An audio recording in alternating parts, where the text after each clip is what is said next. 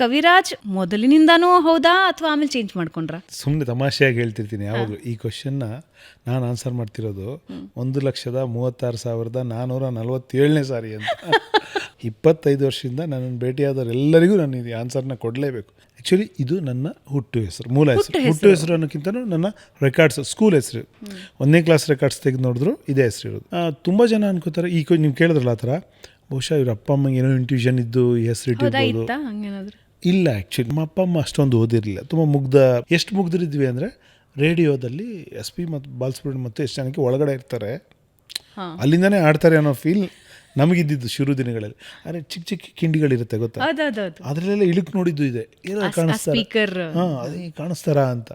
ಇಷ್ಟು ಮುಗ್ಧ ಪರಿಸರದಿಂದ ನಾವು ಬಂದಿರೋದು. ಹಾಗಾಗಿ ನನ್ನ ಮಗ ಹಂಗಾಗಲಿ ಅಂತ ಹೆಸರಿಟ್ಟು ಬರೆಯುವಂಥ ಬುದ್ಧಿವಂತಿಕೆ ನಮ್ಮ ಅಪ್ಪ ಅಮ್ಮಂಗೆ ಇರಲಿಲ್ಲ. ತುಂಬ ಒಳ್ಳೆ ಕನ್ನಡ ಅಧ್ಯಾಪಕರು. ಹೆಸರಿಟ್ಕೊಂಡಿದ್ದಕ್ಕಾದರೂ ಏನಾದರೂ ಬರೆಯೋ, ಇಲ್ಲಾಂದರೆ ಕಪಿರಾಜ ಅಂತ ಚೇಂಜ್ ಮಾಡ್ಕೊ ಅನ್ನೋರು ನನಗೆ.